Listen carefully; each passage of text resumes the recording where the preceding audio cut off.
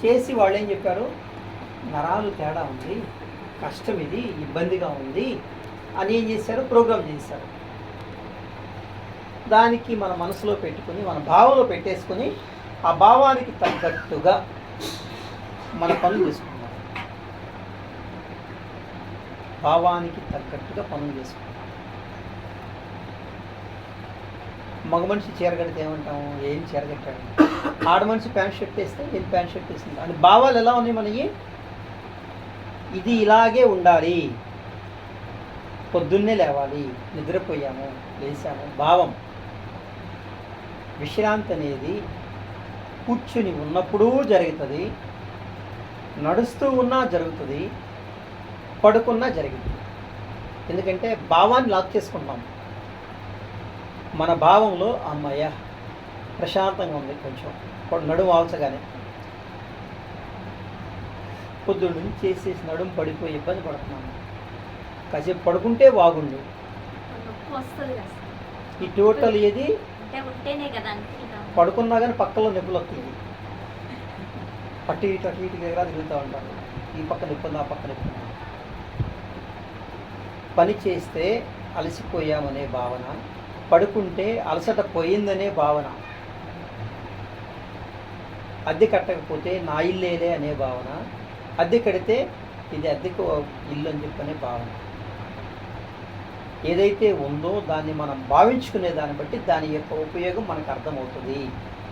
ఆడ మనిషికి మగ మనిషి తోడు కావచ్చు, మగ మనిషికి ఆడ మనిషి తోడు కావచ్చు, లేకపోతే బయట ఉన్నటువంటి సపోర్టర్స్, కొడుకు కూతురు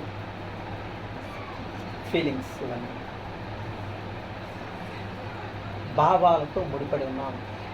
ఇక్కడ మనకి నీళ్ళకి కొదవ ఉందా? లేదు. రాజస్థాను ఏదో ఎడారి ప్రాంతాలు మనందరూ స్నానం చేయొచ్చాము. మన ఇంటికి వెళ్ళగానే చెమట పట్టింది, స్నానం చేస్తాం. సమృద్ధిగా లేకపోతే దాని మీద కూడా భావం వ్యవహరిస్తున్నాం. ఇది లేదు, నా దగ్గర డబ్బు లేదు, డబ్బు వచ్చే దారి వెతకాలి, డబ్బుని జాగ్రత్తగా తీసుకోవాలి. నా దగ్గర తోడుగా మనిషి లేడు, తోడున్న మనిషి తోడు లేడు, భావం. జరుగుతున్నటువంటి నిష్పక్షపాతంగా ప్రకృతి యొక్క శక్తి ఆ విశ్వం ద్వారా మనకి ఇస్తున్నటువంటి జ్ఞానం ఏమిటంటే, ఏ పరిస్థితుల్లో ఎక్కడ ఎలా ఉన్నా ఆ పరిస్థితికి తగినటువంటి జీవితం మనకి ఉంది. కానీ మన భావాలు ఏమనుకుంటాము, చేతులారా సొంతిల్లు అమ్మేశాము, చేతులారా పోగొట్టుకున్నాము డబ్బులు, చేతులారా వస్తువు జారవిడుచుకున్నాము, చేతులారా మనిషి దూరం అయ్యాడు, ఉంటే ఇలా ఉండేది, అదే భావం. ఉన్నదాన్ని వాడుకోలేక లేనిది జారిపోయిన దాని గురించి మన ఆలోచన ఎప్పుడైతే బలహీనమవుతుందో అప్పుడు మనం ఫెయిల్ అయ్యాము. మన పతనం ఎప్పుడుందో తెలుసా, మన భావానికి ఉన్న పరిస్థితి షింక్ ఉన్నప్పుడు. షింక్ మీన్ అనుసంధానం. గొలుసుకి ఏముంటుంది, లింక్ ఉంటుంది కదా, కణానికి లింక్ ఉంటుంది, చేతికి గూడికి లింక్ ఉంటుంది, గూడికి ఈ షోల్డర్కి లింక్ ఉంటుంది, ఈ తలకాయకి మెడకాయ ఈ మొండానికి లింక్ ఉంటుంది. అలాగే మన భావానికి తగిన లింకు మనం కనుక అటాచ్ చేసుకోకపోతే అక్కడ బలహీనపడతాం. కానీ త్రికరణ శుద్ధిగా సద్భావంతో భావ ప్రాప్తి కలిగి భావంతో మమేకమై జీవించే జీవితం ఒక్కళ్ళదైనా ఉందా? అంటే మనం అనుకున్నట్లుగా జరుగుతుంది. ప్రతిరోజు అనుకున్నట్లుగా జరుగుతుంది. అనుకుంటాం, ఇలా అని భావించాము, ఏం రామన్ ఇలా అని భావించాము, అలాగే పర్ఫెక్ట్గా జరిగిపోతుంది. ఆ రోజు జరగటం లేదు. అంటే ఎదురున్న పరిస్థితులైన లోపం ఉండొచ్చు, మన భావంలో లోపం ఉండొచ్చు. ఎదుట ఉన్న మనిషిలోనో పరిస్థితిలోనో వస్తువులోనో ఉన్న లోపం ఉండొచ్చు, లేదా నేను అనుకునే ఆ ఫీలింగ్లో లోపం ఉండొచ్చు. ఉదాహరణకి మల్లేష్ ముద్దు పెట్టాలి బొగ్గ మీద అనుకున్నాను, ఎదురుగున్నాడు, మళ్ళీ ముద్దు పెట్టాను కానీ వచ్చి సార్ అని చెప్పి కౌగిలించుకో ముద్దు పెట్టాను. ఐశ్వర్యరాయి ముద్దు పెట్టాలి, అమితాబ్ బచ్చన్ గారి కోడలు నాకు ముద్దు పెట్టాలి. ఇది భావం. భావానికి తగ్గట్టు పరిస్థితి లేదే. ఆమె ఒకవేళ కూర్చుంటే ప్రాసెస్గా ఉన్నా ఏమంటే ఐశ్వర్య గారు కొంచెం ముద్దు పెట్టానంటే గురువు గారు అడిగారు, ముద్దు పెట్టి ఫుల్ఫిల్ అయింది. కానీ మనకు అనిపించేటువంటి థాట్స్ ఏవైతే ఉన్నాయో, భావాలన్నీ కూడా, ఊహాలన్నీ కూడా మనం ఊహించుకునేటువంటివి కూడా ప్రాక్టికల్గా లేవు. దాంతోనే వెలితి, దాంతో అసంతృప్తి. పనంతా నేనే చేయాలి మన భావం. పని పాట లేదు, ఖాళీగా ఉన్నాను మన భావం. పని ఎక్కువైంది మన ఫీలింగే, పని తక్కువైంది మన ఫీలింగే. ఇద్దరికీ ప్రకృతి ఇస్తున్నటువంటి శక్తి, ప్రాణం ఒకటే. 12 గంటలు పనిచేసే వాళ్ళకైనా, 8 గంటలు పనిచేసే వాళ్ళకైనా, 5 గంటలు పనిచేసే వాళ్ళకైనా, అసలు పనే చేయని వాళ్ళకైనా వస్తున్న ప్రాణానికి సంబంధించిన శక్తి ఒకటే. అందరూ బతుకుతున్నారుగా. 12 గంటలు పనిచేసేవాడు త్వరగా తెచ్చిపోతాడా? లేదా పని పాట ఖాళీగా లేకుండా వాడు జీవితకాలం హాయిగా బతుకుతున్నాడా? లేదు. కారణం ఏంటంటే భావాలు. ఎవరెవరి భావాలు వారిపైన రాజులాగా తలపైన కూర్చుని పరిపాలిస్తున్నారు. నిద్ర అనేది భావం. శరీరం నిద్రపోతుంది, మనసు అసలు నిద్రపోతుంది, ఆత్మకి నిద్రే లేదు. నిద్రపోయేది మన భావం. ఇంకా అర్థం కాలేదు ఎవరికి. రాత్రి నుంచి పొద్దున్న నిద్రపోయింది ఏది? ఏం నిద్రపోయింది? ఆలోచన. వాటర్ బాటిల్ ఉండాలి ఉంటే నిద్ర రాదు, నిద్ర ఉంటే ఆలోచన రాదు. ఆలోచన కలిగేది మన మనసుకి. నిద్రపోయేది ఆలోచన కాదు, మన భావం, మన ఫీలింగ్. భావించుకుంటున్నాం, నాకు గొంతు ఎండిపోతుంది, నా ఫీలింగ్ ఏంటి? ఈ నీళ్లు తాగాలి, నా గొంతు కడాలి. ఆ ఊపిరి అవ్వట్లేదు, గబాల్ని గాలిమూల దగ్గరికి వెళ్ళి దానికి ఏం కావాలో అది అందించాం భావంతో. ఈరోజు నియంత్రించాల్సింది, చక్కగా సానుకూలంగా వాడుకోవాల్సింది భావాలని. మీ భావాలు మీకు ఎలా ఉపయోగపడతాయి?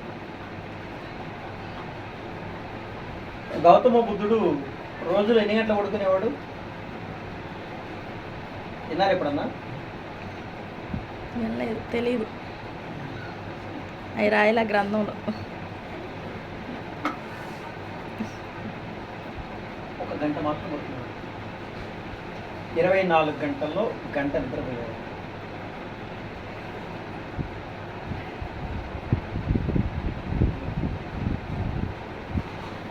ఆయన భావంలో ఆయన ఫిక్స్ చేసుకున్నది ఒక గడియ. డాక్టర్ పేషెంట్కి చెప్పేటువంటి భావాల యొక్క గడియలన్నీ 8 గంటలు. మధ్యలో ఒకవేళ కిరణ్ లేచిన పడుకో, పడుకు, గంట కూడా కాదు, 2 గంటలు కాదు, పడుకు, లేచి తిరుగుతావు, పడుకో అంటదమ్మా. నిద్ర చాలదు నాయన, పడుకో ఎంతసేపు అంట. చేసుకున్నామో అదే జీవితం. మీరేం ఆన్ చేసుకుంటున్నారు? బాధలనా, లేదా ఎలాగా దూరమైంది, దగ్గర లేదు, ఓపిక అయిపోయింది, ఓపిక లేదు, ఆరోగ్యం బాగుంది, బాగాలేదు, ఇష్టంగా ఉంది, కష్టంగా ఉంది, మొత్తం టోటల్ తెల్లారి లేచిన దగ్గర నుంచి రాత్రి పడుకునేదాకా మన మధ్యలో, మన జీవితంలో జరుగుతున్నటువంటి ఘటనలు ఏవైతే ఇవే. పొద్దున్నే లేచాను, నిద్ర సాలేదు, లేదా నిద్ర సరిపోని పోయాను, ఇప్పుడు ఏం చేయాలి? ఫలానా వ్యక్తికి ఈరోజు మంగళవారం లేదా 1వ తారీఖు ఇంటి ఓనర్కి ఇవ్వాలి, ఈఎంఐ వస్తాడు, ఇచ్చేయాలి. వంటగదిలోకి వెళ్ళబోయేటప్పటికి పప్పే తగ్గిందో, నూనె తగ్గిందో, బియ్యమే తగ్గిందో ఆగినాయో గ్యాసే అయిపోవచ్చిందో టోటల్ జీవితంలో తెల్లారి లేచిన దగ్గర నుంచి రాత్రి పడుకునేదాకా మొత్తం మన మధ్యలో ఎదురవుతున్న సమస్యలు ఏంటి, ఈ పరిస్థితులు ఏంటి? నిజంగా జరుగుతున్నాయి కదా సార్, భావాలంటారు ఏంటి సార్? ఉప్పు అయిపోయింది, భావం నిజమే కదా. గ్యాస్ అయిపోయింది, భావం నిజమే కదా. నిజమే కదా. గ్యాస్ వల్ల ఉపయోగం ఏంటి? ఆహారం వండుకోవడానికి. ఆ వంట చేసే పరిస్థితి లేకుండా ఆహారం వచ్చిందనుకో గ్యాస్తో పని లేదు. కానీ మన భావంలో గ్యాస్ అయిపోయిందని బాధపడే లోపల అది వేరే రీతిలో పూర్తి అయిపోయింది.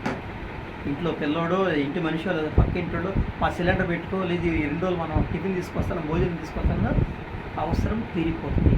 కానీ మనకు ఏర్పడిన భావం లేదనే భావం మన లోపల ఇబ్బందికరంగా మారినది. లోపల ఎలా ఉంటుందంటే, అరగని ఆహారము లోపలికేస్తే ఏమైంది? అరగని ఆహారం ఏదైనా కావచ్చు, లోపలికేస్తే ఏమైంది? అరిగిద్దా? అరగనిది లోపలికి పడినప్పుడు అది ఒంటి మీద పనిచేస్తుంది. ఏదైనా చేరు కొంచెం తేడా ఉంటుంది. మనం అరగని ఆహారం లోపలికి వెళ్ళినప్పుడు అజీర్ణం ఎలాగవుతుందో, అరగని విషయం లోపలికి వెళ్ళినప్పుడు ఏమవుతుంది? విషయానికి పరిష్కారం లేదు. ఒక ప్రశ్న వచ్చింది, మా ఆయన మారడా, మా పరిస్థితి మారదా అనే ప్రశ్న లోపలికి వెళ్ళింది. ఈ ఆహారం అన్నా కానీ అరగక ఎట్టోగొట్ట బయటకు వచ్చింది. ఇది నుంచి పోలకపోతే మళ్ళీ పైనుంచి అన్నా వచ్చేసింది, నిలబడదు లోపల. సముద్రంలో ఏర్పడిన సుడిగుండము, కడుపులో ఏర్పడిన తేడా ఎట్లయినా బయటకు కొట్టేస్తుంది. కానీ గుండెల్లో మనసులో పడ్డటువంటి విషయము పోద్దా బయటికి? పోదు కదా. మనకున్న లక్షణము అరిగించి బయటికి పంపించు, కానీ అరిగించలేని బయటికి పంపలేని దానిలోకి మనం వేసి బాధపడుతూ తిరుగుతున్నాం. అదే తేడా. ఇప్పుడు చేయాల్సింది అరిగేయే లోపలికి వేయాలి. సఫలీకృతమయ్యేయే, మనం చేయగలిగినవే, మనకి నెరవేరగలిగినవి లోపలికి వేయాలి. మిగతా లోపలికేస్తే ఏమవుతాయి? మన జీవితాన్ని అవి మజ్జిగ కవం చిలికినట్టు చిలికి, పెరుగులో మజ్జిగ కవ వేసి ఏమైద్ది? ఏం మళ్ళీ మజ్జిగ చేయ. ఇప్పుడు పెరుగు నీకు ఒక 1 లీటర్ పాలు తోడు పెట్టేసి గిన్నె ఎదురు పెడితే కాళ్ళ మధ్యలో మజ్జిగ గుర్తేసి దానిలో ఏం చేస్తావు? తిప్పుతూ ఉంటావు. ఏమైంది? పెరుగు చిట్లిపోయి అది మొత్తము అటు ఇటు కవంతో కొట్టుకుని మదించబడి దానిలో నుంచి పదార్థాలు బయటకు వస్తాయి. వెన్న వాళ్ళ మధ్యకి సపరేట్ అయ్యి దానిలో నీకు వచ్చి మేగడలాగా మొత్తం అన్ని రకాలు కలిపి వస్తే దాన్ని చక్కగా తీసుకుని ఒక గిన్నెలో పెట్టుకుని కరగేసుకుని నేను తింటాను. కానీ లోపలికి వెళ్ళిన సమస్య, లోపల పెట్టుకున్న విషయము మన మనసుకి ఆ విషయానికి, మన గుండెకి ఆ విషయానికి, మన బాడీకి ఆ విషయానికి మధ్య ఏమైతే మజ్జిగ కవం చిలికిందే అట్లాగా చిలుకుతూ ఉంటుంది. ఆ చిలుకుతూ ఉంటే వచ్చేటువంటి ఆ భావాలకు వచ్చేటువంటి ఆ వెన్నలాంటి ప్రతిఫలాలే బీపీ, షుగరు, కలుదిరి పడిపోవటం, థైరాయిడ్, డేట్లు సరిగా రాకపోవటము, పని చేయలేక నీరసంగా ఉండి పనికి పోవాలని అంటాము, లేకపోతే వ్యాపకాలు రకరకాలుగా మారి మందుకో దేనికో దానికి అలవాటు అవ్వడం. ఎవరికైతే అజీర్ణ ప్రాబ్లం లేకుండా జీర్ణక్రియ సక్రమంగా జరుగుతుందో వారికి ఆరోగ్యం ఉంటుందా ఉండదా? మన పిల్లలకి అన్నవాళ్ళకి అందరికీ తెలుసుగా. జీర్ణ ప్రక్రియ లోపలికి ఇచ్చిన పాలు కానీ బిర్యానీ కానీ లోపలికి వెళ్ళి అరిగితే కరెక్ట్గా ఉంటుంది ఆరోగ్యం.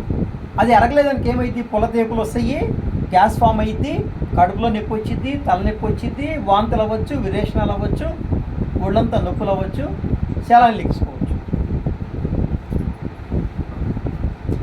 ఈ ఎట్టో గొట్ట బయటికి వెళ్ళిపోయింది, ఒంట్లో పడ్డది, కానీ మనసులో పడ్డది ఎక్కువైంది తప్ప అదే కదా సమస్య. మన భావంతో మనం అనుకున్నాం, ఈ మనిషి మారడు అనుకున్నాం. వాడు మారినా మారకపోయినా వాడి చేష్టల వలన నష్టపోవాల్సింది ఎవరు? చేసుకున్నవాడే.